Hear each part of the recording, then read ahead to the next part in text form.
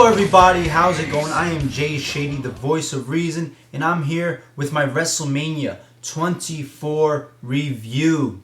So this is it, guys, the end of the line. This is the last WrestleMania before WWE decides to go in the totally wrong direction and become TVPG. Not even TVPG, it's more like TVG the way it's run. But yeah, here we go, your last TV14 WrestleMania. I've seen people give this show like 9s, 9.5s, 10s, saying it's one of the top 5 best WrestleManias of all time. For me, it's nothing like that. It's a great show, but I don't think it's one of the top 5. I don't think it's a 9 out of 10 show. At the time when this WrestleMania came out, I wasn't watching WWE. I gave it up, so I wasn't there for the build-up. Maybe that plays a factor into it. I just ordered this WrestleMania with my friends just to, see what the WWE was up to. I will say that the match quality, though, was fantastic. For the most part, the match quality was a high caliber level. But I had problems with other aspects of the show, which I will get into. So let me go into the card itself. It opens up with JBL versus Finlay. It was a Belfast brawl. That was the stipulation. This was the stupid ass fucking storyline with Vince McMahon having an illegitimate child, and it turns out to be that motherfucker Hornswoggle. But they decided it's Finlay's son. Really, I wasn't around for this storyline. Thank God. But I'll say this was a good opening match. I enjoyed this opening match. It was a great brawl. Brutal looking at some spots. They used some weapons. Yeah, just great all-out brawl, I think. Not a great match, but a good match and a very enjoyable and exciting opener. I think JBL ends it with the clothesline from hell, gets the pin from Finlay. So I thought this was a good way to start off WrestleMania 24. And then you got your Money in the Bank ladder match with CM Punk, Chris Jericho, Carlito, MVP, Mr. Kennedy, John Morrison, and your real MVP, no pun intended, Shelton Benjamin, back in the Money in the Bank ladder match where he belongs. And this was a fantastic Money in the Bank ladder match. This was on par with the first Money in the Bank ladder match. Definitely a huge step up from the previous one before this. So much great shit. Very hardcore, very extreme. Shelton Benjamin doing more crazy shit. There's a spot where Kennedy and I believe John Morrison are fighting at the top of a ladder. Shelton Benjamin goes up, does a sunset flip over Kennedy, powerbombs Kennedy while Kennedy also suplexes John Morrison. Fucking insane spot. There's another spot where there's a ladder leaning across the barrier and the ring like this, and Shelton Benjamin's climbing on top of the ladder, and they push him off, and he does a fucking sunset flip onto the fucking ladder. Looks like he broke his back in like 5 fucking places. Brutal shit. A lot of brutal stuff throughout this whole match in general.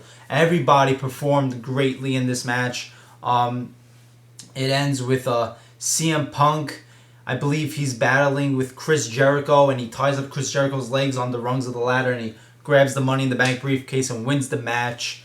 This was great Money in the Bank match. Easily one of the best Money in the Bank matches ever, on par with the first one, and I think the first one is the best one, so this would probably be my second favorite. Fantastic. Then you get Batista versus Umaga. Batista represented SmackDown, Umaga representing Raw. This was a shitty-ass match. This was so fucking bad. Boring as hell. Just horrible. I mean, this was really bad. Batista ends it with a botched Batista bomb. Gets the victory. Just horrible match. Nothing to talk about. Then you get Kane versus Chavo Guerrero for the ECW Championship. Kane beats Chavo Guerrero in 8 seconds. You have an ECW title match at WrestleMania, and none of these guys have anything to fucking do with the ECW. It's just, I have no fucking patience for this WWE ECW shit. It's just such a slap in the face to the original ECW. So I fucking hate this shit. Then you get your match of the night. Career-threatening match. Shawn Michaels versus Ric Flair. such a dramatic, emotional match. If Ric Flair lost, he would retire. This was great. This wasn't a 5-star match or anything like that. It wasn't one of your top 10 WrestleMania matches of all time, but this was great nonetheless. Especially in the last closing minutes of this match, it was just so emotional and so dramatic. I mean, I also think of comparing this match with Macho Man versus Ultimate Warrior, but you could easily argue that this is more emotional at the end than that one, just because Ric Flair, it was older at this point. It's more sad when you see an old guy. The whole taking the dog out in the yard and shooting the old dog. So that was Shawn Michaels at the end doing the I'm sorry, I love you before he sweet chin musics him and puts Ric Flair out of retirement. Very fucking sad. It's unbelievable. Ric Flair, a man that's 59 years old when he did this match, is having a better fucking show than the whole roster today. How fucking sad is that? A near 60-year-old man outperforming 25, 30-year-olds. But yeah, this match was great. Brutal spot where Shawn Michaels does a moonsault outside of the ring onto the announce table, but it doesn't break, and like a piece of it just fucking sticks into his ribs. Easily could have broken his ribs in half right there. He does a moonsault out of the ring again, connecting with Ric Flair. Great stuff with the figure 4. Ric Flair trying to make Michaels tap with the figure 4 multiple times. The crowd was going crazy for it. Like the ending. The ending was amazing. Like I said, Shawn Michaels.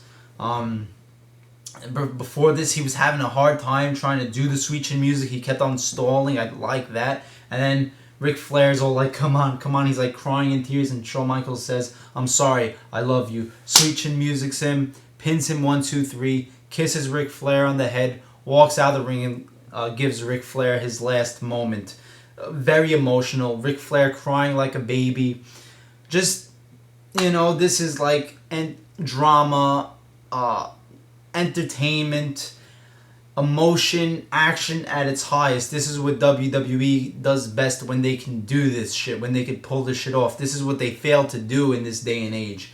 And Raw after this, the next night with Ric Flair's retirement, with everybody coming out and thanking Ric Flair and him crying buckets. It's like when somebody's laughing, it's just like you laugh because somebody else is laughing. It's like a connection thing. And that's how it was watching Ric Flair. It's like he's crying, so I have to cry because it's just rubbing off onto me. It's in the air. Very emotional. This was a fantastic match. And then you get your Playboy Bunny Mania Lumberjill match with Beth Phoenix and Melina versus Maria and Ashley. This was fucking horrible. My thing with this match is it took like 10-15 minutes for the entrances. You had Snoop Dogg coming out on the Snoop Mobile. It takes them like 10 minutes to walk the whole fucking entrance ramp because the entrance ramp was so long. And this match was fucking shitty. Like the lights went out during this match. They should have just fucking cut the match from there, but they still kept on going. This match was horrible. Beth Phoenix and Melina win somehow. Who gives a shit? And you get your triple threat match for the WWE Championship. Randy Orton versus John Cena versus Triple H. You have your 3 members of the Breakfast Club. How the fuck is this not the main event at WrestleMania? And how is this only a 14-minute match? You hear Randy Orton versus Triple H versus John Cena, the Breakfast Club. You would think not only is it going to be the main event of WrestleMania for sure, but it's going to be like, 30 to 40-minute match, at the least. I can't believe this shit. But yeah, this was an good match. Nothing more than good. This was the least good of the first triple threat matches for your WWE Championship or Heavyweight Championship at WrestleMania. The Benoit one was 10 times more amazing. And even the one with Angle, Orton, and Mysterio at WrestleMania 22, even though that was 9 minutes, that was still, to me, a greater match than this. This was still a good match. It was 14 minutes, though, pretty short. I mean, it just didn't, I don't know what to say. You have like 3 Breakfast Club guys here, so it's like that's enough for me. That's like enough to take me out of this match, enough to make me not give a shit. And it just didn't have like intensity or like energetic feel that those other triple threat matches had, but it was good. Randy Orton gets the win with a lame finish, in my opinion. Triple H does the pedigree to John Cena, goes to pin John Cena, then Randy Orton kicks Triple H in the head and pins John Cena instead. I thought Randy Orton should have at least, picked up John Cena and did an RKO or something, but whatever. Randy Orton retains the championship, which was another shock. How the fuck did John Cena or Triple H not win? Then you get Floyd Mayweather versus The Big Show. No disqualification match. Your celebrity match of the night. Yeah, I just didn't want to see this match in the fucking first place. Like, I will say that at least this wasn't like a gimmick match where they're having like a boxing match or some shit like that, because I do not like when you're trying to show other sports during a wrestling show when you should be showing the exhibition of wrestling, not like, sumo matches or boxing matches. And this is a much better use of, one of the better uses of celebrity matches than you usually get. This is much better than the fucking Akibono versus Big Show sumo match. Much better than the Brawl for All with Butterbean and Bart Gunn. But this shit went on way too fucking long. The whole segment of this match, from your opening video package to the post-match segment, that entirety was as long as the segment for your WWE Championship match. It was like maybe a couple minutes less, but pretty much just as long. This did not need to be this fucking long. It was good that they actually tried to have a match with Big Show trying to stomp on Mayweather's hand so Mayweather can attack Big Show. Mayweather tries to sneak out and leave. Fucking Mayweather's bodyguards were so fucking annoying during this match. Then Big Show brings Mayweather back in. Mayweather reverts to dirty tactics to try to get the win. He punches Big Show with brass knuckles, gets the win.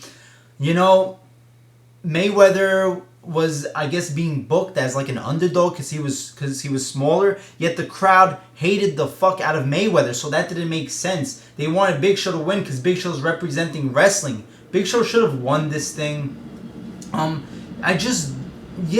This is like when you're having a celebrity. This is my problem with this. When you're having a celebrity and it's not adding anything for the product itself, that's a problem for me. Like, for me, the gold standard of celebrity usage is Mike Tyson. For me, that is how you should always use a celebrity.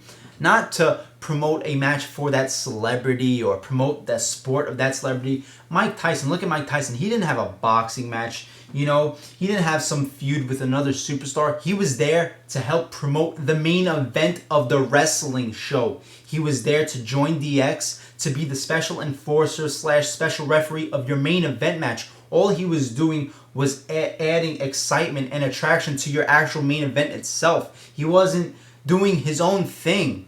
And that's how I think a celebrity should be used, to promote the show already itself, not for their own little endeavors and their own little matches. There you go, there's my little rant. Floyd Mayweather wins. Mixed feelings about this match. I mean, I'm glad that they actually tried to have a match, but you didn't need to have this match, and it went way on too fucking long. Then your main event was The Undertaker versus Edge for the World Heavyweight Championship. I'm glad The Undertaker got to main event WrestleMania here for the World Heavyweight Championship after being the fourth fucking match in the last WrestleMania. This was a great match. This could have easily been argued to be Undertaker's best WrestleMania match if it wasn't for the WrestleMania after this one and that fucking amazing match. But this was a great Undertaker WrestleMania match. I hear this feud, I've caught up on this feud. I would have loved to see this feud at the time because it did look very entertaining and amazing, but it's never the same when you're not living it as it's going, because like I said, I wasn't watching WWE. But this was very good. I loved how Edge kept countering all of Undertaker's signature and finishing moves. He countered the old school 2 times. He countered the tombstone a number of times. The chokeslam, I love that aspect. There's a great spot where Edge spears The Undertaker, and it looks, it was the longest 2 count ever. It was just great. The crowd went crazy when Undertaker kicked out. It really looked like the streak for a second might have been in jeopardy. One of the best parts of this match, referee gets knocked out. I think Edge is trying to cover The Undertaker, or Undertaker's trying to cover Edge. And Charles Robinson comes running down the entrance ramp, and it's like a fucking 100-foot entrance ramp, so he has to run full speed, and he slides into the ring. It was funny watching Charles Robinson run for like a fucking 30 seconds at full speed. But The Undertaker gets this win. A great fucking finish. Edge spears Undertaker for a second time. He's like resting a little bit with his hand on The Undertaker, and The Undertaker locks Edge into the Hell's Gate submission maneuver, and Edge taps out. I thought that was a great ending. And another great moment with Undertaker closing out WrestleMania, winning the World Heavyweight Championship. So yeah, I'm going to give this show an 8.25 out of 10. Now, if you're just going to talk about the match quality and the matches themselves, I understand giving this a 9. I understand giving this a 9.25. But for me, there's so much more to a show than just the matches. For me, you know, you have other aspects. You have the presentation, the flow, the pacing, the direction, the atmosphere, the general concept of the show. And some of those aspects in this show failed miserably for me. Notably, the pacing and the flow of the show.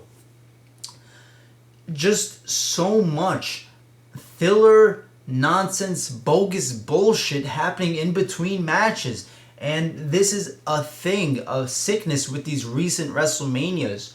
Starting from like WrestleMania 23, you're having these matches, and then the match ends, and you're having like 15-20 minutes of just nothing happening, just stalling, just setting up for your next match, and it takes away from the atmosphere. It takes away from the excitement. And by the time you get to the match, you're just like, oh, I don't even fucking care anymore because I had to sit through 15-20 minutes of absolutely nothing happening. And they're doing this a lot recently. You know, you just have so much stopping and starting. You have a match, the match ends, then 15 to 20 minutes of bullshit. Then another match, the match ends, then another 15 to 20 minutes of bullshit. You know, you just have like the Hall of Fame inductions, the attendance record announcements, your stupid, needless backstage segments, your long-ass entrances that take like 10, 15 minutes. You know, in this show, you had the fucking long-ass entrance for the Playboy match, the long-ass entrances in the whole segment overall for your Floyd Mayweather match. And it just really, the flow of the show is just so inconsistent recently with these WrestleManias because there's just so much setting up in between matches. That's why I love WrestleMania 14, 17, and 19 so much. My top 3 WrestleManias. Because on those shows, it was just match after match after match after match. You know, you were constantly being entertained. Things were constantly happening. There was hardly any stalling, hardly any nothing happening. You were moving from one thing to another to another. Just a great flow to the show. And that's the total opposite of these recent WrestleManias. Every WrestleMania, you know, starting from like 22, 23, just so much fucking nonsense in between these matches. But yeah, and that aside, this is definitely one of the greatest WrestleManias of recent memory. I still think WrestleMania 22 is more of an enjoyable show to me, but after that, it is WrestleMania 24. It's from 20 to 28. The 2 top WrestleManias for me are 22 and 24, and I can understand you saying 24 is better than 22. But yeah, so I'm gonna give it an 8.25. Still a great show, but just the whole flow of the show failing so much just really hurt some of this grade for me. So there you go. There's my review. I'm Jay Shady, the voice of reason. Like, comment, subscribe, and I'll see you later.